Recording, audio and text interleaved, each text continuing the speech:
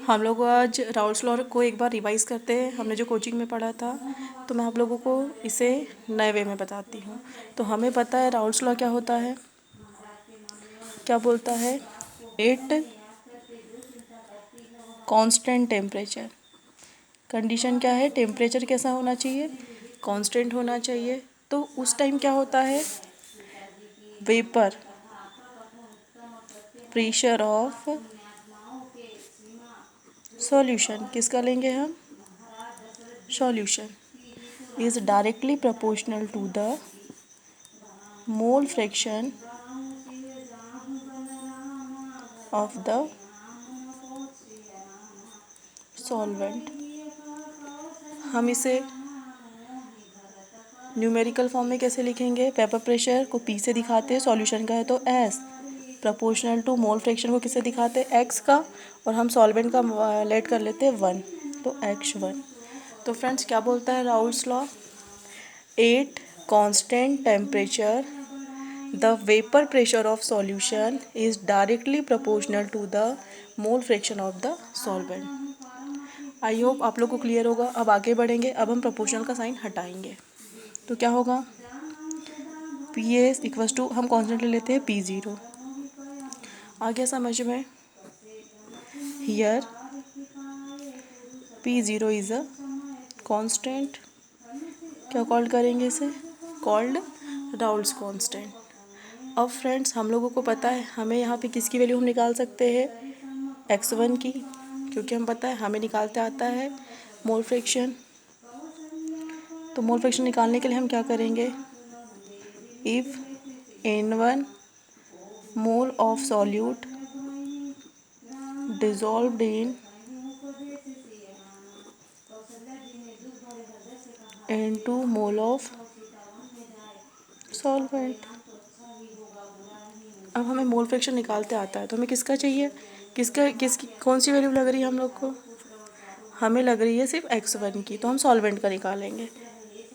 तो हम क्या लेंगे, x1 इज इक्वल टू क्या होगा, सॉल्वेंट है N2, और पता है इसमें सॉल्यूशन पूरा आ जाएगा, तो N1 प्लस N2।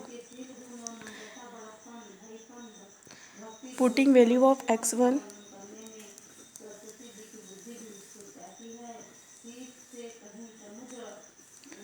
इन इक्वेशन 1, वैल्यू पुट करेंगे हम लोग, क्या बनेगा, रखो P S is equals to P0 ऊपर लिखना, क्लियर होगा। x1 की वैल्यू हम क्या लिखेंगे, N2 upon N1 plus N2। तो कहाँ तक हो गया था, P S equals to P0 N2 upon N1 plus N2। I hope यहाँ तक क्लियर हो गया होगा। अब हम P0 को यहाँ से ट्रांसफ़र कर लेते हैं,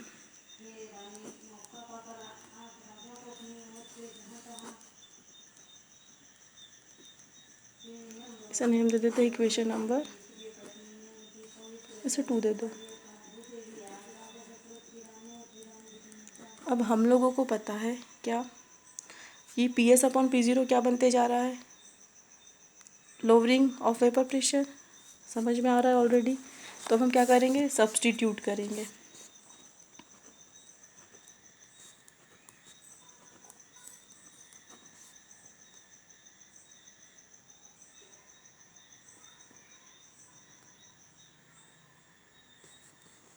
सब्सटीट्यूटिंग तो कर ली हमने, सब्सटीट्यूट कर लिया। अब हम यहाँ भी ऐसा भी लिख सकते हैं, सब्सट्रैक्टिंग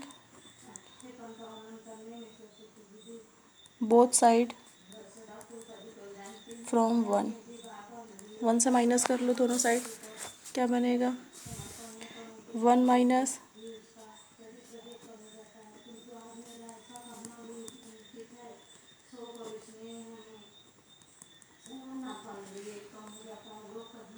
जिन बच्चों का एलसीएम लेते नहीं आता वो ध्यान देना, यहाँ का यहाँ सेम हो जाएगा, P0 minus PS upon P0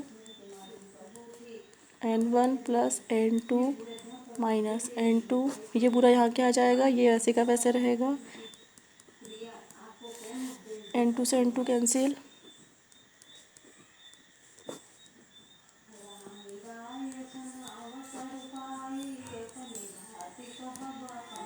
देखो फोर्थ इक्वेशन, राउल्स बोल रहा था कि किसके प्रोपोर्शनल होगा, सॉल्वेंट के, बट हमारा रिजल्ट क्या निकल रहा, N1 आ रहा, मतलब किसके है, सॉल्यूट आ रहा है।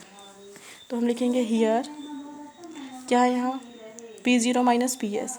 सिर्फ P0 माइनस पी एस क्या है, तो P0 माइनस पी एस है हमारा यहाँ, एस नीचे लिखेंगे, क्या, लोअरिंग ऑफ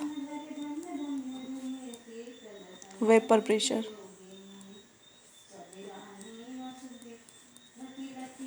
और P0 minus P S upon P0 क्या है, relative lowering of vapour pressure. आया समझ में। और हम क्या लिखेंगे, N1 इंटू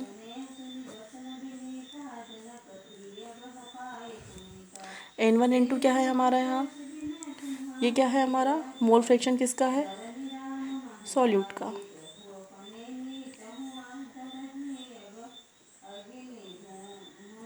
आया समझ में हमारी पूरी derivation.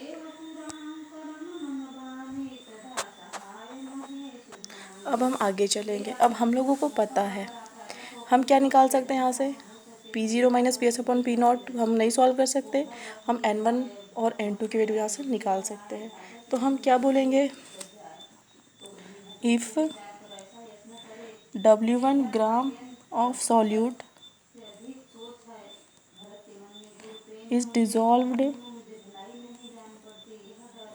in W2 gram of solvent and their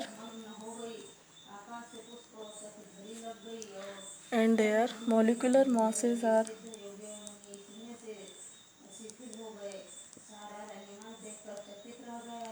M1 and M2।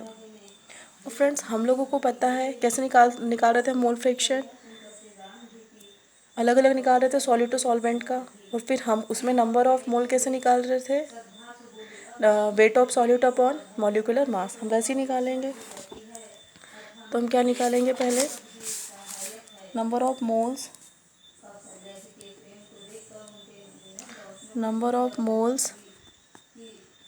Of solute क्या होगा, N1 है तो इसका हो जाएगा W1 upon M1। Number of moles of solvent क्या लिया, N2 क्या होगा, W2 upon M2। From equation कौन सी थी, फिफ्थ हुई थी ना, हाँ, हम ये दोनों वैल्यू उसमें उठा के रख देंगे। तो क्या था हमारा, P0 minus P S upon P0, इधर क्या आएगा, N1 के ऊपर हम लिख लेंगे W1 अपॉन M1, और नीचे क्या होगा, W1 upon M1 plus W2 upon M2। अब फ्रेंड्स वी नो दैट क्या, फॉर डाइल्यूट सॉल्यूशन, मतलब सॉल्यूशन में बहुत ज़्यादा पानी है या कुछ भी हमने और दूसरा डाइल्यूट सॉल्यूशन में क्या होगा, तो डाइल्यूट सॉल्यूशन में वो होता है कि सॉल्वेंट ज़्यादा होता है, सॉल्यूट कम होता है, तो हम उसमें सॉल्यूट को क्या मान लेंगे, नेग्लिजिबल। क्या होगा, N1, मतलब सॉल्यूट बहुत बहुत ज़्यादा कम है किससे, N2 से, मीन्स N1 समथिंग समथिंग क्या हो जाएगा, ज़ीरो हो जाएगा। सिर्फ सॉल्यूशन के लिए हम ऊपर छेड़खानी नहीं करेंगे। तो क्या होगा, P0 minus P S upon P0, ये W1 upon W2 as it is रहेगा, हम ऊपर छेड़खानी नहीं करेंगे। नीचे के लिए क्या बन जाएगा, 0 प्लस W2 अपॉन क्या बना, W1 upon M1 into M2 upon W2। हम इन्हें एक्साइड कर लेते हैं, W वालों को एक्साइड कर लेते हैं।